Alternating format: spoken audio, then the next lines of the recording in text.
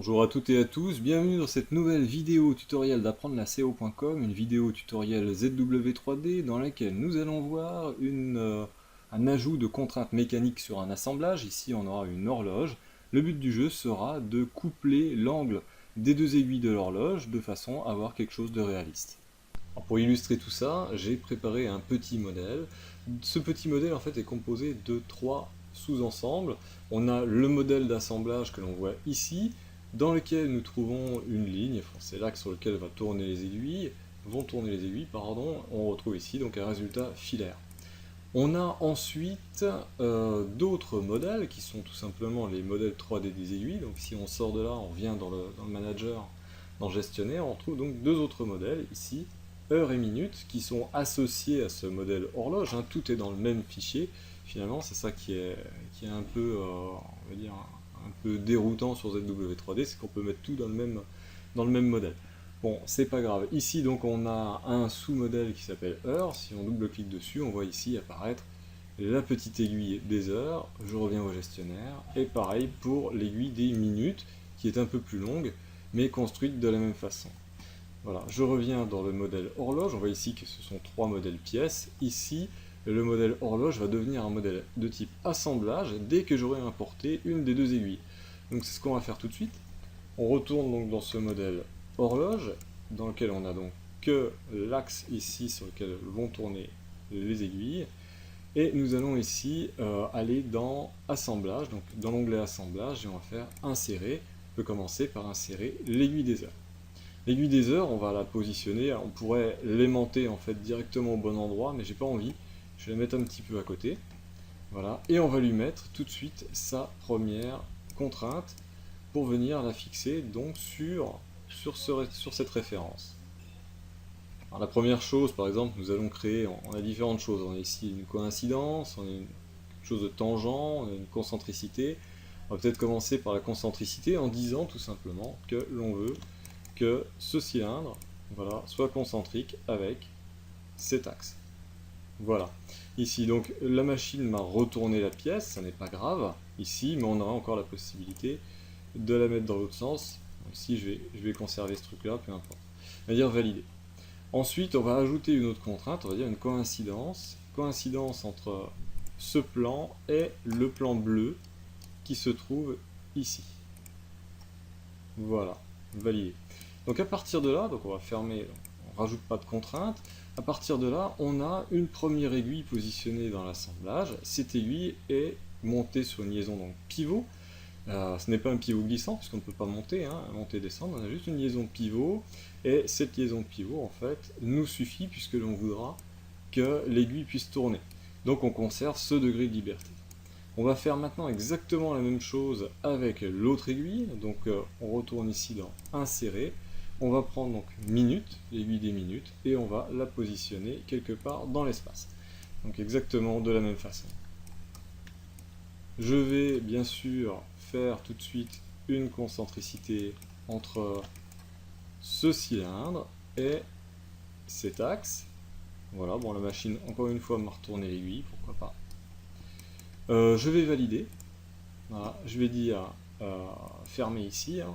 Je vais remonter un peu l'aiguille. Voilà, on voit qu'elle est capable maintenant. Hein. Par rapport à l'autre aiguille, je n'ai pas mis de coïncidence entre la face du dessous et le plan bleu. On voit que l'aiguille est non seulement capable de tourner, mais en plus est capable de monter et de descendre.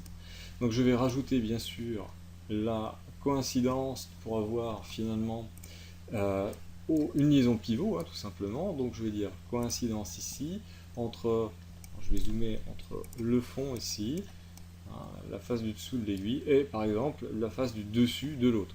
Je pourrais prendre le plan bleu, mais à ce moment-là, on aurait une interférence entre les deux pièces qui ne serait pas gênante, sauf si on demande à la machine de détecter évidemment les interférences entre les pièces.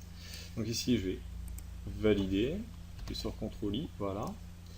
Et nous avons maintenant deux aiguilles montées en liaison pivot. Donc la première, je vais fermer bien sûr ça, la première comme ceci et la deuxième comme ça. Alors, évidemment, ça c'est bien, mais c'est une horloge cassée puisque finalement on n'a pas de liaison mécanique entre les deux aiguilles, donc c'est un peu dommage. on va rajouter maintenant donc cette fameuse liaison mécanique, ce fameux rapport en fait, entre les deux mouvements avec la contrainte mécanique que l'on trouve ici. Donc on avait contrainte, dans laquelle on retrouve évidemment les coïncidences, les concentricités, les tangences, etc. Ici on a contrainte mécanique. En contrainte mécanique, on a différentes possibilités, on a différents sous-outils. Par exemple, ici, il y a des jeux d'engrenages, que ce soit des engrenages, des roues à contact extérieur ou des roues à contact intérieur. On a des objets qui suivent un chemin, on a des couples linéaires, comme des glissières de tiroirs par exemple, sur lesquelles on a des pièces en mouvement les unes par rapport aux autres à cause des rotations des billes qui sont entre les deux. Ici on a un contact pignon-crémaillère, et ici en fait une vis qui se déplace sur une tige filetée. Enfin un écrou qui se déplace sur une tige filetée par exemple.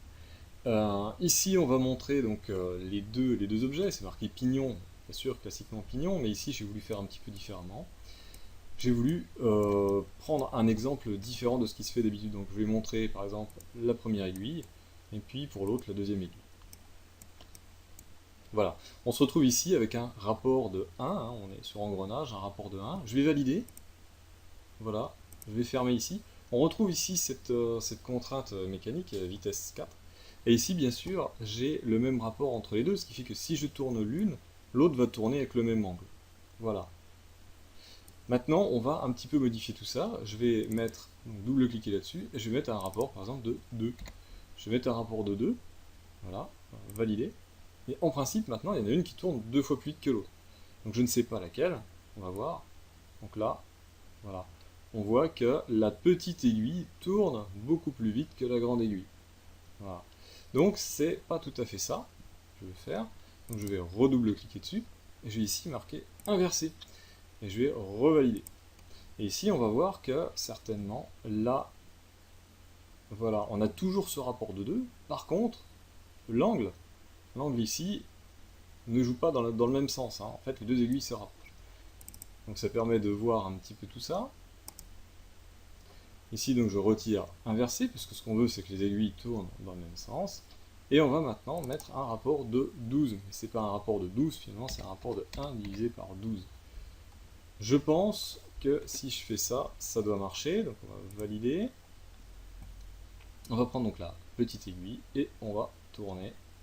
Alors je ne sais pas si je peux tourner d'ailleurs. Voilà.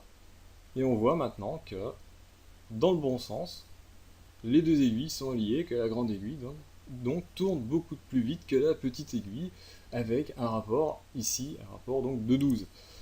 On peut peut-être manipuler la grande aiguille, ce sera plus simple que de piloter la petite. Voilà, on voit ici.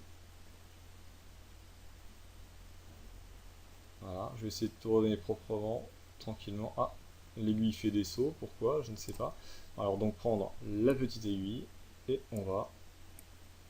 Voilà, et on va tourner comme ça. Voilà, on voit beaucoup mieux l'illustration du truc. Donc ici je tourne à l'envers, bien sûr. Donc, je vais retourner dans le bon sens. On va donc maintenant notre horloge fonctionner. Voilà, c'en est fini pour cette vidéo. Pour illustrer les contraintes mécaniques, ici j'ai illustré donc, la contrainte mécanique engrenage, sans parler des autres contraintes mécaniques finalement. Ça ferait pourquoi pas l'objet d'autres tutoriels. En tout cas, cette horloge fonctionne très bien, j'en suis très content. Ça m'a évité de dessiner tout le jeu d'engrenage qu'il y avait en dessous. Ça fait gagner du temps, ça c'est déjà pas mal.